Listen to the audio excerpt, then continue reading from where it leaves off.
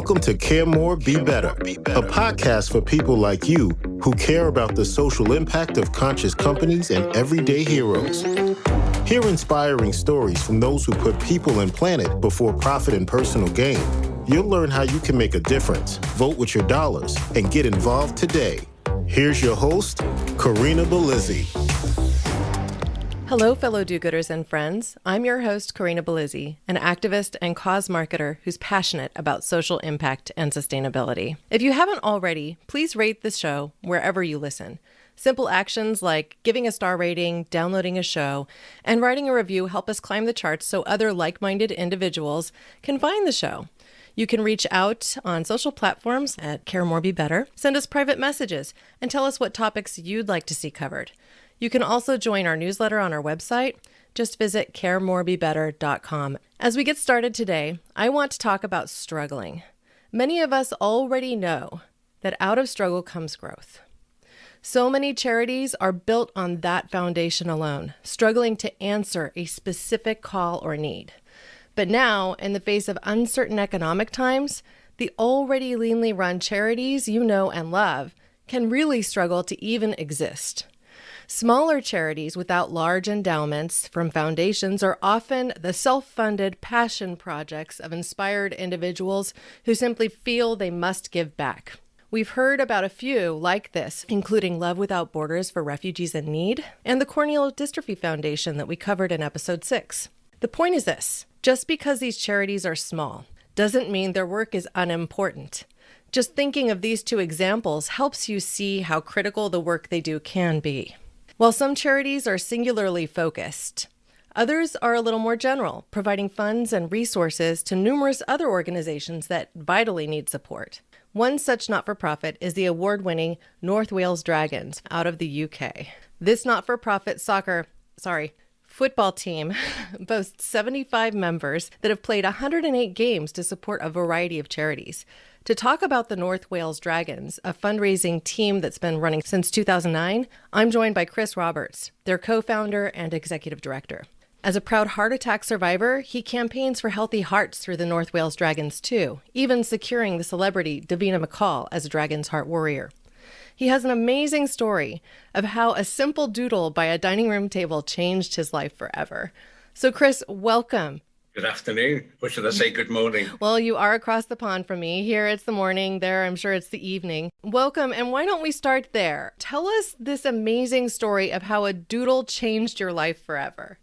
There was a strange episode where I was working with a football team, soccer team, and it happens to be the oldest football club in the world. And they were working with a charity. While I was working with them, preparing framed mementos for football clubs, and I came up with this one particular idea they love. And they were having a 150th anniversary game.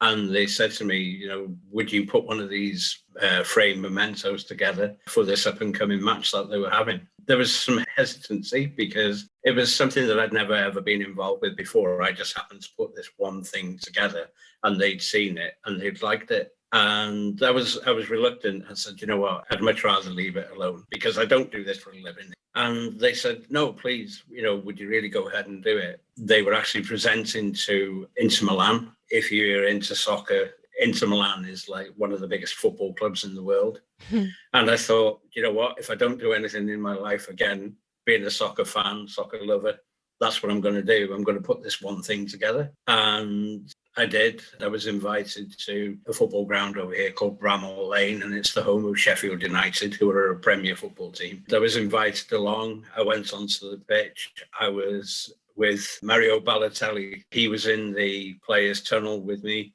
There was Marco Materazzi. He was the captain of Inter Milan at the time. Again, any football fans out there will remember that he was butted by Zinedine Zidane in the World Cup final. And I went out onto the pitch with both teams, with Sheffield and with Inter Milan. 20,000 people inside the stadium.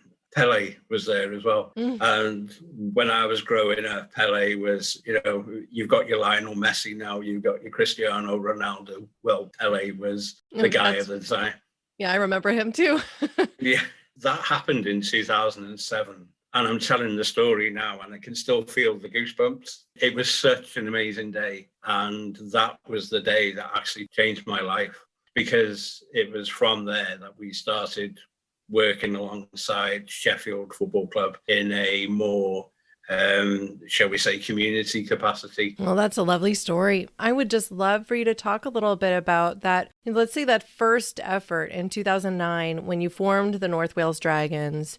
What it was like, what you had to do within the community to get the football team off the ground, because I know that that's not a small effort. I mean, a lot of people, heck, it's the sport of choice in the UK. Everyone loves soccer, football, right? So how did you go about that? What were the challenges you faced? And ultimately, how did that first season play out? We struck up the relationship purely through providing this frame memento. And they asked us if we'd had any ideas of how we could raise money for charity, which was the Boots for Africa charity that we first kicked off with. We hadn't really got any kind of idea then, but I'd always been involved in community football, because when I was 10 years old, my dad worked in a washing machine plant and they would have interdepartmental football matches. When I left school, I'd always had that kind of community idea based within me and, my love of football. So I went out into the big wide world and I started organizing football matches with businesses. So I would play back then because I was young and fit. And that carried on all through the years. And we had this opportunity where we decided that because of our background, we'd got a lot of contacts who would probably put a team together. So we arranged June the 8th, 2009. My eldest son, he'd got contact up in Scotland and said, we'll have a match with these guys. These guys will come down and they'll play. So this particular afternoon, we kicked off. We played at our local football ground. Time was ticking away and 1-0, 2-0, 3-0, 4-0. This wasn't us being successful, by the way. This was us on the other end of getting a bit of what we call over here, a bit of a scene to. It was pouring down with rain. I can remember the rain lashed down that afternoon. It just kind of added to the downslope of the afternoon. So 8-0 came, 9-0 came, and then we were kind of let out a sigh of relief when 10-0 came and the ref blew the whistle and said, that's it, we're done for the day. So we were a bit deflated. We'd put this, we put this team together and we had our lesson. We went inside the clubhouse and we all had a drink. Then we had a raffle and an auction, and we raised £2,500, which is like $3,000, I think. And when we sat back and we reflected, the whole thing, the whole evening, people that we'd got involved, we couldn't have asked for better. We couldn't have asked for the start of the Dragons campaign to go any better. Not that we knew that it would, because we just considered that it was a one-off game. By the time we were 10-0 down, I surely thought, please let this just be a one-off game. At the end of the evening, we sat back and thought, what, we really would love to do this again next year because it's just worth the pain. Yeah, so that one particular match where you were able to engage your community, lose horribly, and still come out feeling like, hey, we did a good job. We raised $3,000, £2,000 for these charities that have been in need. We're going to get up and do this again. I mean, that's sportsmanship too, right? Like, you don't win every day. There is no team on the planet that wins every day. Now, when you get, your tush handed to you at 10-0, that hurts, right? Especially, I think I asked you about this in our initial conversation. I'm like, was that a half-size field or a full field? And that's a lot of losing when you're working on a full field too. I can just appreciate how much effort went into that. Now, as you prepared for that second season, that third season, what really changed in how you were running the Dragons and, really what helped you feel like, hey, this is something that could exist for the long haul? Once we'd got that initial $2,500, $3,000 mark, we thought, you know what, we could probably do it for two different charities. So we went back to Boots for Africa, to Sheffield, and said we'd like to do it again. And they were with us all the way, obviously quite happy with what we'd done first time round. We also approached Help for Heroes and said, this is an idea that we've got. This is what happened after the first game. Would you be quite happy for us to go out and raise some money for you.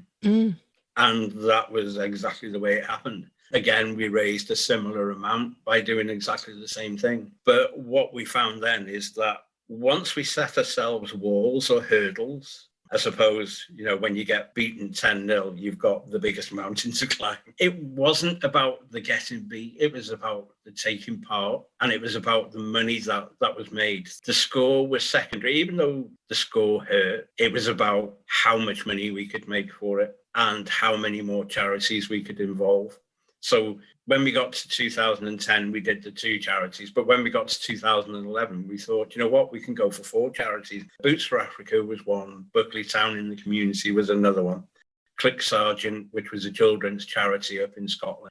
So, it was like the more and more we were playing, the more and more we wanted to get more charities involved. Yeah, so I'm kind of curious about that, like your charity selection process. What made you choose particular charities? Were they things that your team members were passionate about, or charities that just worked in your local communities? With the 4 teams that played, we let them choose their own charity. The team up in Scotland, Click Sergeant, they had a local charity, this local children's charity that one of the team members were involved with. Buckley Town in the Community, what that was there was a football club and they wanted to provide better facilities for their fans. Sheffield with Boots for Africa, they chose their own, and we supported Breast Cancer UK. And the reason why was because we had a couple of members of our family at the time who were going through breast cancer.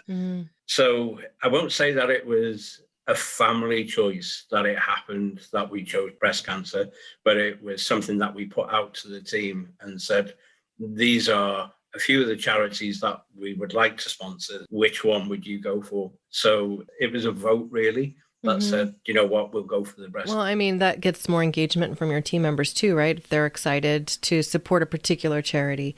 So as far as your process, is it, I'm familiar with team and training here in the United States. I ran marathons to raise funds for leukemia and lymphoma, another cancer, right? And they're probably one of the largest disease-related charities that you'll find in the States, maybe even globally. I personally was involved in raising funds through 5 marathoning seasons. I worked as a training captain, in addition to some just community engagement with the team. And each season I had to raise a particular amount to cover my race fees, my travel expenses, and also then what would benefit the charity, right? So it's looked at it as each person who comes in contributes and pays it forward. So over the course of that time, as a competitive individual, I wanted to keep raising more. Individually, I was responsible for raising something like $20,000, which felt really good. It felt good to be acknowledged. So I wonder if with what you're doing on your side, if you're implementing anything of the same, or if it really is just, hey, you're a team member, we want you to be involved. We're not going to hold you to a particular number, but let's do our best. I'd just love you to talk about that.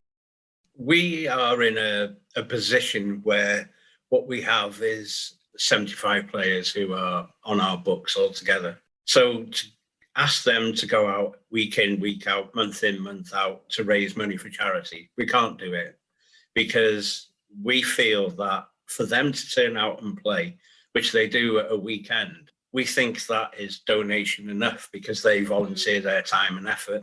So what we always say is, if you come and play us to raise money, go to their friends, their family, or their work colleagues and say, we're playing in such and such a game. Would you sponsor me for playing? And that is how the money is generated. So you might have Tommy will turn up. Tommy is a member of a small family. He's not got many friends. He works in the local shop on his own. So the expectancy of Tommy raising that much money is quite limited. But conversely, if you've got Terry, shall we say, he's from a large family, he's got a large circle of friends, and he works in a factory, then his chances of raising a substantial amount of money are much more increased. So what we always say is that, we ask you to bring 17 players to come and play. Out of those 17 players, all the money goes in one pot. and we say, don't share how much each of you has raised. Just keep that to yourself and just put the money into one pot, because we don't want anyone to feel that they're not contributing enough, and we don't want anyone to feel that they're contributing too much neither. The essence of the North Wales Dragons is we're a team and a community. Exactly. And we want everyone else to feel the same way. We don't want any conflict between the other team. We want them to come down with the sole purpose that they're raising money for a particular cause. And the thing is, it's the team that's raising money for the cause, and not the individual. The one thing that brings up for me is you might have particularly shy individuals who are great soccer players that want to get involved, but yet they're maybe a little bit more socially awkward or less comfortable asking for money. And so, I think that the process you've laid out is very inclusive, helps people to be involved in something that is community oriented. And because of the costs of putting something like this on being a little different than, running a marathon in Honolulu and traveling there. I mean, there's a difference in the costs that you have to cover to put on something that can benefit charities. So I think that makes perfect sense. My question for you is, you started talking through some of that. You mentioned corporate social responsibility programs. And I know you've done quite a bit of work in that arena too. So I wondered if some of the funds that you're raising are being funneled directly through corporate sponsorships, be it like, we're going to sponsor your jersey this year, or we're going to sponsor getting the word out so more people will donate, something along those lines. We're lucky that present sponsor, we've got Wales and West Housing. You see some shirts behind me there. So Wales and West Housing, they're a large housing group here in Wales, and we're fortunate to partner with them. And, they've been very, very good to us in providing all our shirts. This is something that we actually struggled with from day one. We were at a point where we didn't get any recognition because what we were doing was quite new. It was unique. It was something that it was quite awkward to get off the ground. If you look around, like particularly in the UK, there are lots of grassroots football teams that have popped up. When we first started, it was a struggle trying to find like-minded. And we were playing fans teams, we were playing veteran football teams. And there were very, very few who had the like-mindedness of what we were doing.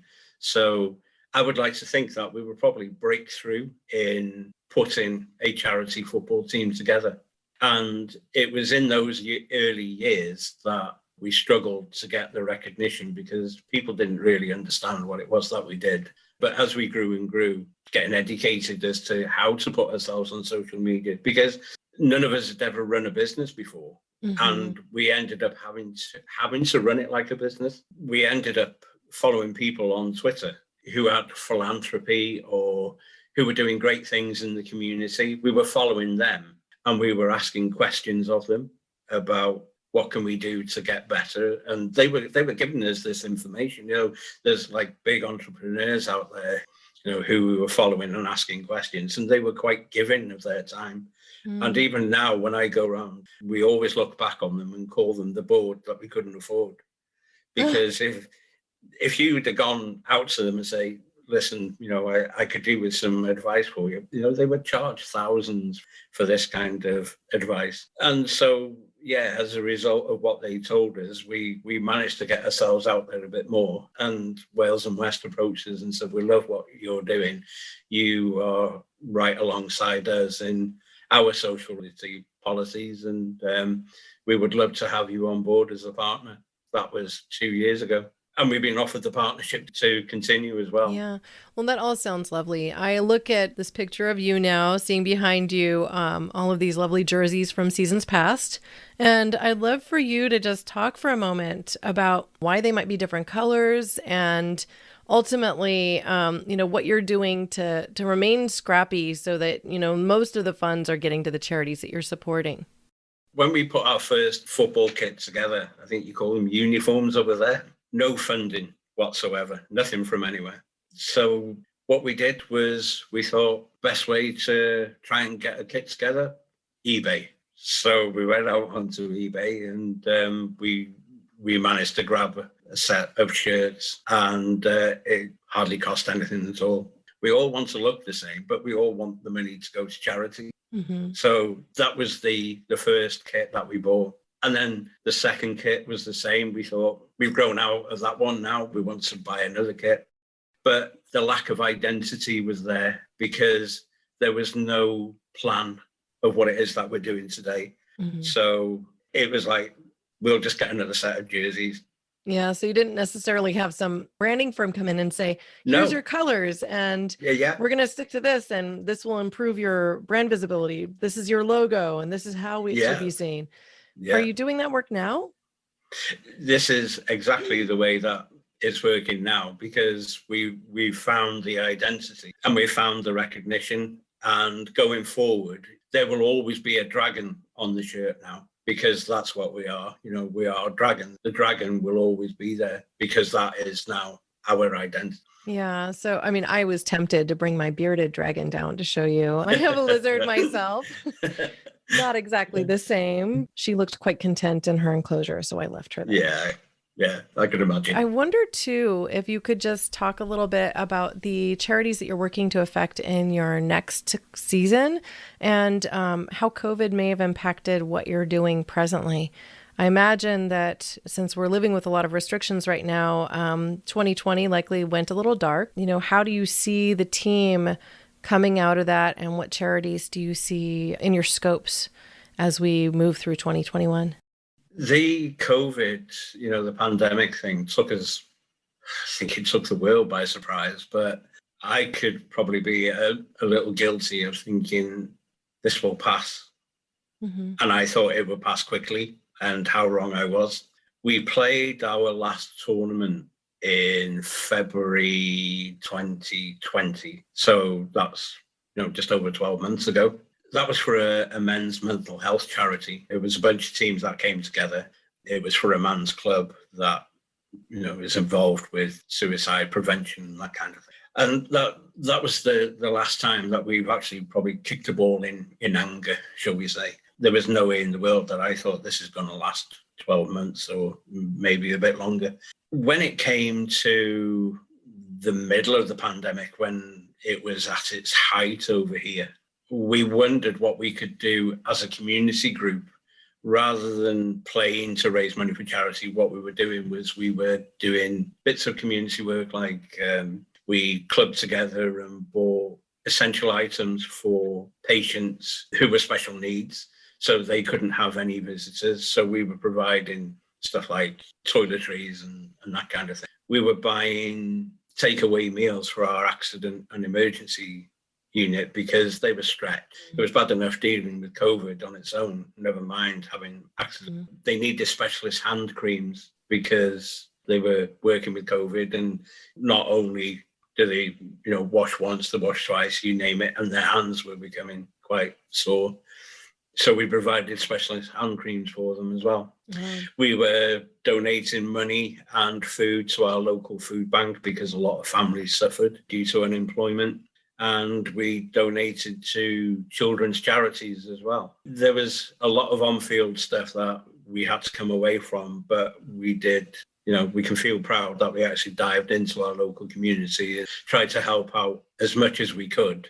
Now, as we open the show, I mentioned some charities run really lean. And as you and I first connected, we talked about the fact that you run pretty lean. So I'd love to hear what it is that you plan to do from 2021 forward, and when you anticipate being able to run a match again. I mean, do you foresee running a match this summer?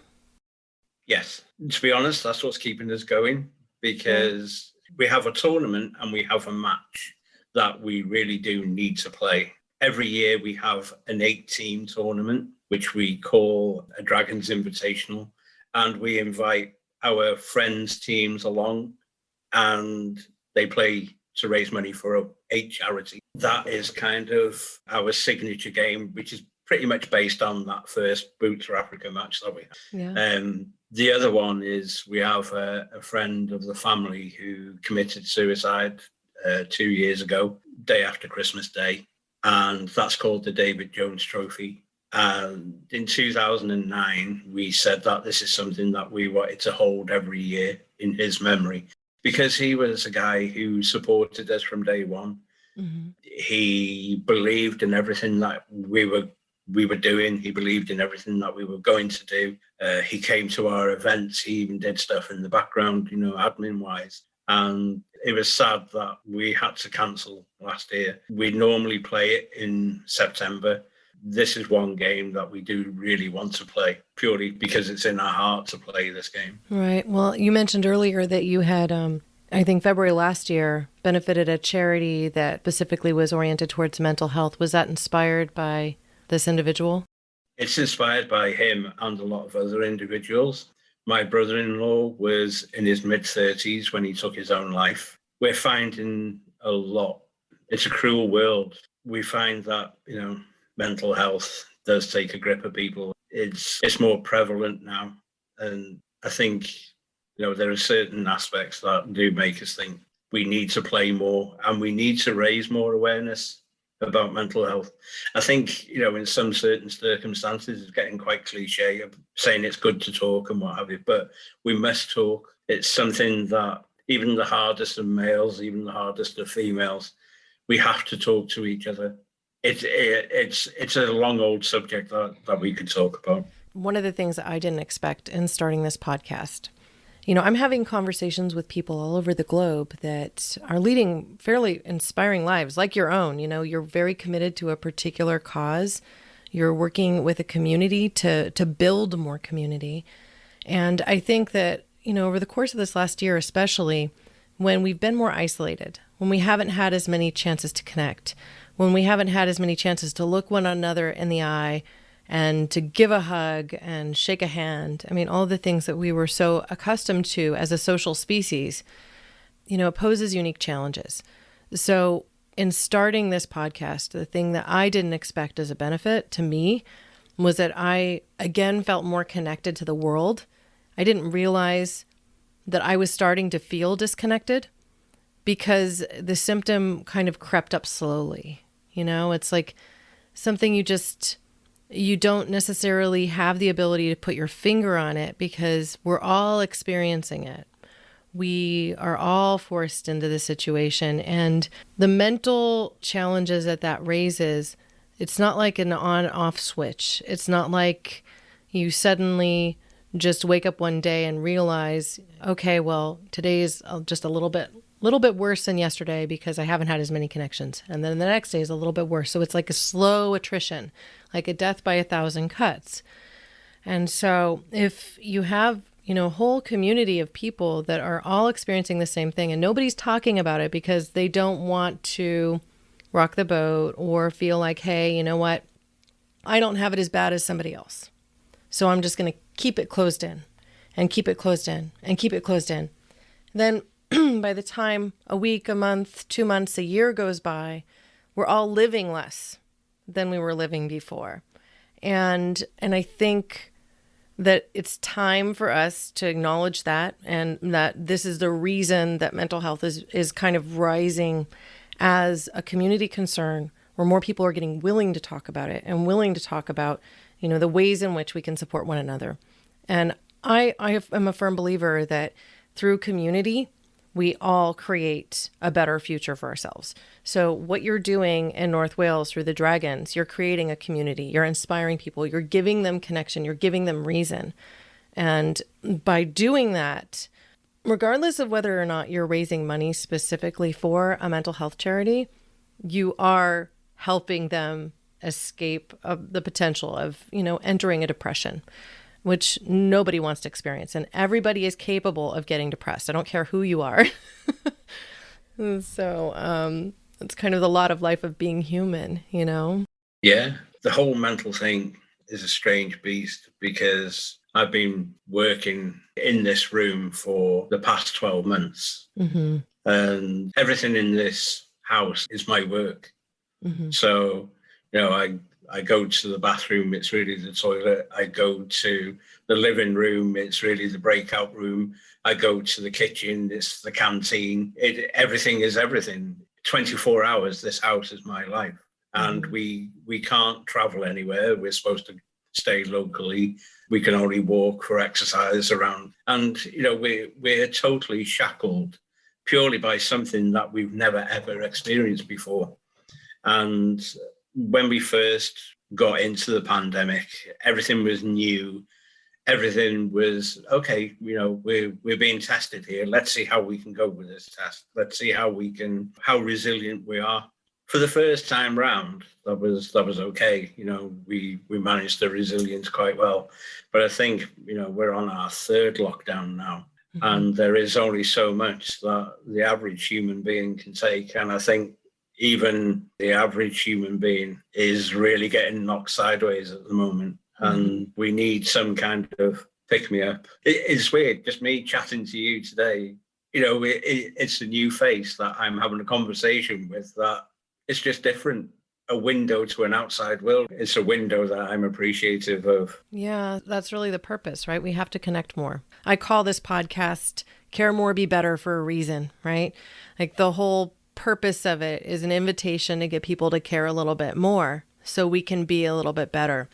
And so I care a lot, and I often care more than I take the time to say, because, how many times can you be the person that's sitting there on a soapbox talking about a particular issue and bore the heck out of your family? So I'm like, well, I can do this on a global scale, I guess, with a podcast, and maybe there'll be enough people who want to get on a soapbox with me that kind of get, hey, we need to be here. We need to care a little bit more about issues like mental health, or, communities that are struggling financially that need more support, or even just the goal of bringing awareness to a particular issue that just needs more attention. So I really do applaud what you're doing, especially during a time like this that is so hard, when your world shrunk into the walls of your home. If I was going to just offer you the platform, what message would you like to leave our audience with? What thing would you like them to take out of this conversation into their daily lives? I would say that if you ever have the opportunity to get involved in some community work at all, to go for it, because there are so many community groups, charities that need help right now. And I think if you choose wisely as well about the charity or community that you work with, I would say that you always should connect to a group that's close to your heart. Mm-hmm. And you have to have a lived experience to go with a group that goes with your heart. So before I mentioned breast cancer, I mentioned mental health. There's heart awareness as well. There's stuff there, pardon the pun, but they're very close to my heart. So if I'm going to do anything, I'm going to do something that's affected me in my life. And because it's affected me, it's going to make me more invested in doing what I'm doing. Mm-hmm. So I would say to anyone, don't just choose such and such a charity or a community because it's local or something or other, because you won't be that invested in it. What you need to do is go with someone where you feel that this is going to matter. Mm-hmm. One saying that we always live by is expect nothing and appreciate everything. Because when we first started, we started with no one around us. And as we grew and grew and grew, we expected nothing. But as we developed on the journey, more and more people were helping, more and more people were joining in. And that's when we realized that we really do appreciate everything, because we've come from nothing to be here with something. Everything that we've done today, everyone who's supported, played, joined in, been in the admin in the back, everyone like yourself today, you're giving us a platform to be out there, and it's not expected, but it's appreciated. Well, I have to say thank you, Chris, for everything you're doing. I mean, being a pillar in your community and getting so many people to act as volunteers for the greater good is something that really is commendable. So little round of applause from me right here. Thank you. Yeah, playing football is certainly a fun way to raise money, and I am just looking forward for you to the day when you can get out there and just do what you guys do. Raising money for charities in need, selecting those that are going to be important to your team members, and just making it happen. If our listeners wanted to get involved with North Wales Dragons in particular, how would they go about doing that? If you type in North Wales Dragons on Google, you'll track us down, because like I say, we got better at social media, so we're quite easy to find. You can drop me an email at chris@northwalesdragons.co.uk. And you can ask me anything, or even if you want to share your own stories, because I would love to hear. We're doing something at the moment. We're putting a book together, and the book is about how soccer has affected lives. So if you find that, you've been involved in soccer and it's helped you in your life, or it's helped you in community, or it's helped someone in the family, if it's made a difference to your life, write to me and tell me about it, because the book will come together and it will be sold to raise money for 4 different charities. Oh, that's really lovely. Nice work. Now, I'm going to link to your site, North Wales Dragons, and in our show notes, I can also provide your email address, chris@northwalesdragons.co.uk. Just for all of those soccer fans or football fans out there. And I invite them, all of you really, to visit the site and see what they're doing. If you can afford to, I encourage you to make a donation to support their efforts. You can also visit caremorebebetter.com and click on the action page. There, as always, you'll find details about charities and conscious companies that we have featured. I will put together a feature also for the North Wales Dragons. Now, I invite all of you to join this conversation and be a part of the community we are building together. You can follow us on social spaces at caremorebebetter, or just send an email to me at hello@caremorebebetter.com. You can support the show by sharing it with friends or by donating directly on our site. Just visit caremorebebetter.com and click the donate button. Thank you, listeners, now and always, for being a part of this pod and this community, because together we really can do so much more. Thanks for listening to Care More, Be Better, a podcast for social good. To make sure you never miss an episode, subscribe, rate, and review wherever you listen to podcasts, and share with your friends to help us reach more people and spread more social good.